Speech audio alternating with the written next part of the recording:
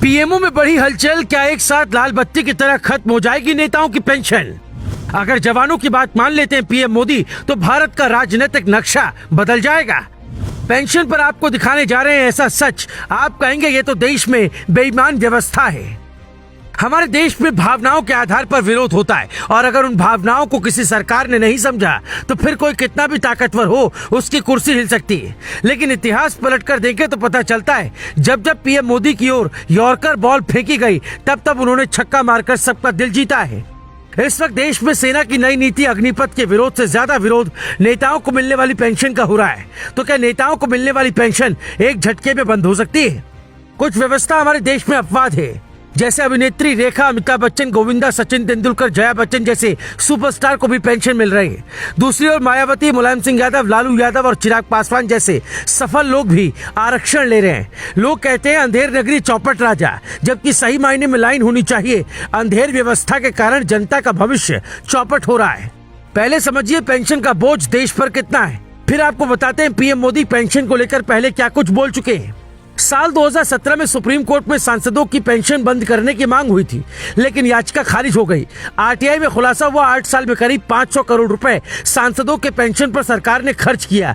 यानी हर साल सांसद के पेंशन पर 61 करोड़ रुपए खर्च होता है। इसमें दूसरे भत्ते शामिल नहीं हैं।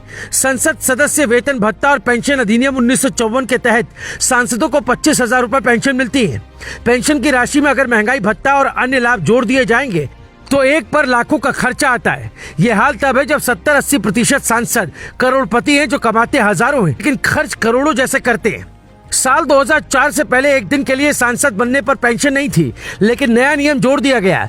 अगर कोई लोकसभा का सांसद रहा और राज्यसभा का वर्तमान में है तो उसे 2 पेंशन देने का नियम भी है।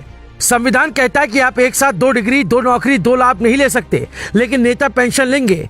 यूपी, एमपी और राजस्थान में पूर्व विधायक 8-8 कार्यकाल का पेंशन ले रहे हैं, जो कि लाखों रुपए का बोझ है। एक विधायक को बार बार पेंशन, मतलब अगर आप 8 बार के विधायक हैं तो 8 अलग पेंशन क्यों मिलती है? किसी भी योजना या नीति में सिर्फ बेईमान नहीं होते हैं। पूर्व पीएम अटल बिहारी वाजपेयी की जब मौत हुई तो ना उनके पास अपना निजी घर था, ना ही कोई बैंक बैलेंस। अगर सरकार सभी पर एक नियम थोप देगी तो बचे हुए ईमानदार नेताओं का भरोसा भी टूट जाएगा। इसलिए जैसे आरक्षण में आर्थिक आधार की मांग हो रही है, वैसे सेना में भी 2 तरह की कैटेगरी होनी चाहिए। पहली, जिसको सैनिक बनकर ही जीना है और मरना है, उन्हें सरकार रेगुलर कर सकती है। दूसरी, जिन्हें राष्ट्रवाद के लिए सेना में जाना है, वो 4 साल में रिटायर होकर कुछ और करें। तीसरा, सरकार कम से कम एक विधायक को एक पेंशन दे, जितनी बार जीते उतनी बार नहीं। चौथी, बड़े फैसले लेने की हिम्मत इंदिरा के बाद मोदी में ही है, वो सब कुछ ठीक कर सकते हैं। पांचवी, एक लाइन में योग्य और अयोग्य की व्यवस्था बदलनी होगी और देश बदल जाएगा। हालांकि इसी नीति की शुरुआत हो चुकी है। पंजाब में भगवंत मान सरकार ने ठोस कदम उठाया है। उसके पीछे कारण यह है कि पंजाब कर्ज में है और सरकार को ऐसा फैसला लेना पड़ा। लेकिन पीएम मोदी को देश हित में पेंशन पर संशोधन करना होगा। किसी के साथ कैसे अन्याय हो सकता है? देश की आजादी के इतने साल बाद हम उसी व्यवस्था में कैसे रह सकते हैं? एक सफल व्यक्ति आरक्षण लेता है, दूसरा जरूरतमंद लाइन में होता है, जो कहीं से ठीक नहीं होगा। ट्रेनों को जलता देख देश जानना चाहता होगा कि जब भी देश में कुछ अच्छा होता है तो विरोध होता है। उसके पीछे कारण जानकर आप हैरान हो जाएंगे। जिन योजनाओं ने भारत की तस्वीर बदली, उन सभी का विरोध क्यों हो रहा है? 370 खत्म होने पर कुछ पार्टियों ने नंगा नाच किया, ऐसा व्यवहार किया जैसे कश्मीर पाकिस्तान का होना चाहिए। जब पीएम मोदी ने जीएसटी लागू की तो तानाशाह कहा गया, जबकि जीएसटी के कारण ही भारत की तस्वीर तेजी से बदली। जब मोदी ने नोटबंदी लागू की तो बड़े बड़े लोग कमाया पैसा नदियों में फेंककर योजना की खूब आलोचना कर रहे थे। जब देश में 3 तलाक खत्म किया गया तब देश में ऐसी नौटंकी रची गई, लगा मोदी ने देश को बर्बाद कर दिया। डिजिटल इंडिया का विरोध, मेक इन इंडिया का मजाक, सीएए, एनआरसी के दौरान मोदी देश के दुश्मन तक बताए गए। किसान आंदोलन के नाम पर देश का सबसे अच्छा कानून वापस हुआ। जनता कब समझ पाएगी घटिया साजिश? जब से मोदी सत्ता में आए तब से लेकर आज तक सैनिकों का सम्मान बढ़ा है।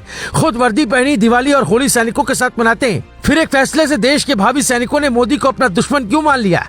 एक बार आप आंदोलन में जाएं तो आपको टीवी और धरातल की सच्चाई अलग अलग दिखेगी। हर योजना का अचानक विरोध और फिर सरकार को विलन बताने के खेल का ग्लोबल भारत जल्द खुलासा करेगा। मासूम बच्चों का भविष्य दांव पर लगाने वालों को बेनकाब करना जरूरी है। Bureau report, global Bharat TV.